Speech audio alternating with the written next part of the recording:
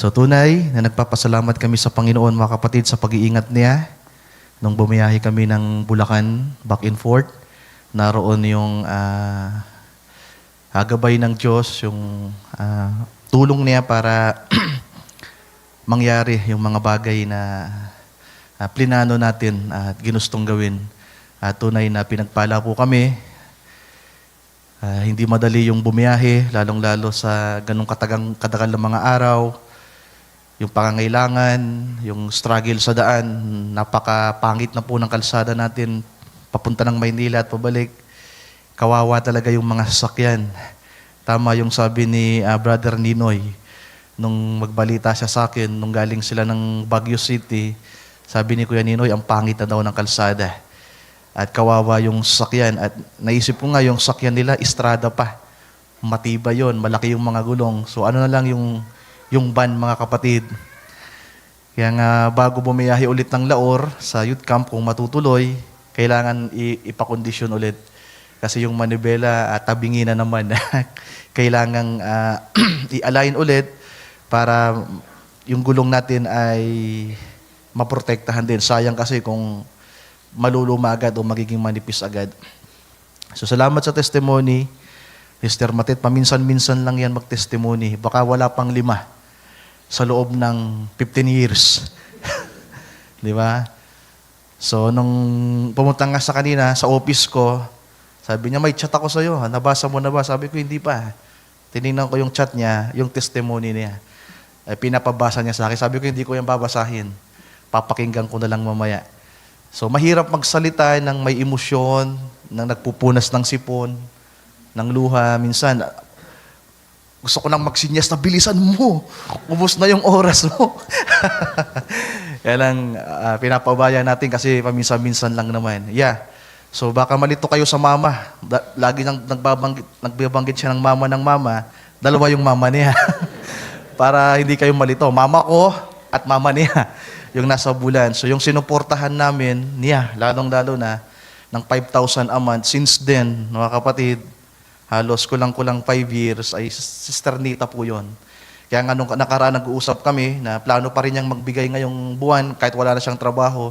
Sabi ko, bakit ganun pa rin kalaki yung ibibigay mo, wala ka ng trabaho?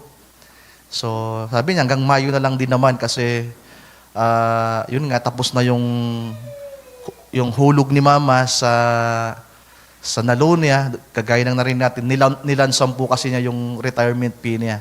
So, yung nanay niya ay isang teacher. Nung mag-retire nung 60 years old, nilansam lahat. Kaya sa loob ng 5 years ay wala talaga silang nakukuha. The same time, si Papa, si Brother Manny, ay hindi na rin po bumalik pa ng abroad. So halos matagal din si Papa sa abroad at nakatulong din sa amin. Pero nung ang lahat ng kanyang mga anak ay wala na sa bahay, puro na nag-asawa, so napilitan si Papa na wag nang bumalik ng abroad para masamahan na rin si Mama. Bukod sa matanda na, Sister Nita ay, alam nyo rin yung kapansanan niya. Meron siyang disability, tama ba? Meron siyang problema sa kanyang paa, so mahirap maglakad ng nag-iisa. Lalong-lalo na po yung bahay nila ay up and down, so mahirap yung magtaas-baba, mahirap na walang makasama. So salamat po sa Panginoon sa kabutihan ng Diyos. At kagaya din na nabanggit ni Sister Matit tungkol kay Brother G. Lord, sabi ko nga sa kanya, yung sakit niya, yung operation niya ay pwedeng gamitin ng Panginoon para ipanumbalik siya. So yung mga pinapahintulutan ng Diyos, mga kapatid, mga pinapangyari ng Panginoon, akala natin masama, makaka-apekto sa atin ng malubha, kagaya ng karamdaman, pero isang daan lang ito o pamamaraan ng Panginoon para mas itama tayo. So ginagamit ng Diyos ang karamdaman, ang mga sakit, para iparealize ng Panginoon sa atin na siya yung kailangan natin. Na huwag tayong tatalikod sa Kanya, na huwag tayong makakalimot sa Kanya. Na kung tayo ay lalapit lamang sa Kanya at magpapakumbaba, handa tayong tanggapin ng Panginoon, handa tayong patawarin ng Diyos, at gabayan ulit, mga kapatid. So salamat sa Panginoon, salamat sa bawat isa inyo, at patuloy nawa tayo pagpalain ng Diyos. Nais kong umawit. Nung linggo pa to dapat. Anong nakaraang linggo pa. So pagbigyan nyo rin ako. Paminsan-minsan lang din tayo mag-special song. So itong awit na ito ay inawit na ng mga children natin. Inawit ni Daniel, ni David, at ng mga kabataan natin, yung mga paslit natin. Pero awitin ko ng pang-adult, in a solemn way, kasi nung inawit na ito, mabilis, joyful nila ng awitin ito, pero awitin ko as a solemn song, mga kapatid. At binago ko yung lyrics, binago ko para tumugma sa mensahe na gusto kong i-share sa inyo. At related din ito, may part doon sa verse na tumutugma sa na-share ni Brother Chad sa atin, yung hinugot na ng mga verses mula sa Book of Psalms, chapter 119. Sa verse 1, may nagsasabi dyan na, "You are the one who guides my heart." Amen. So ang Diyos ang gumagabay, mga kapatid, sa ating puso. So ang awit na to may pamagat na, "Lord, I need you." Ang Panginoon ang kailangan natin, mga kapatid. So may mga binago akong lyrics dyan para mas makarelate tayo sa mensahe. Hallelujah. Lord, I come, I confess, humbling myself, I find my rest. Without you, I fall apart. You are the one who guides my heart. Ulitin natin minsan pa. Lord, I come, I confess, humbling myself, I find my rest.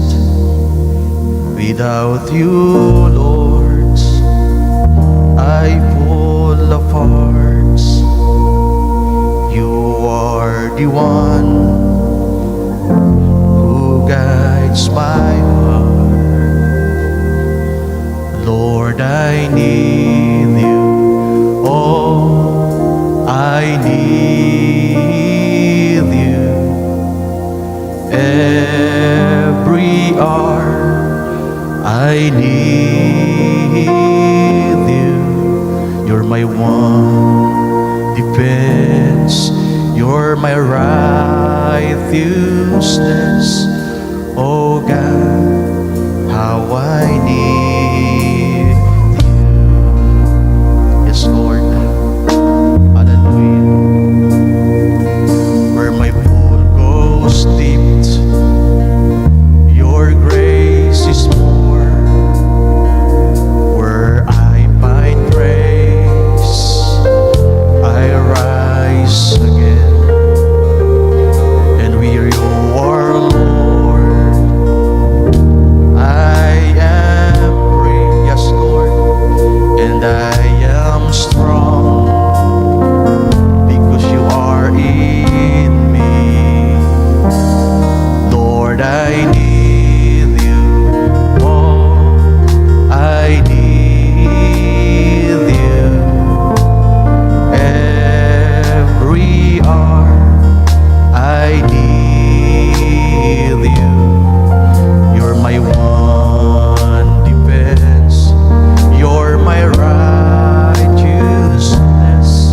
Oh God, how I need you.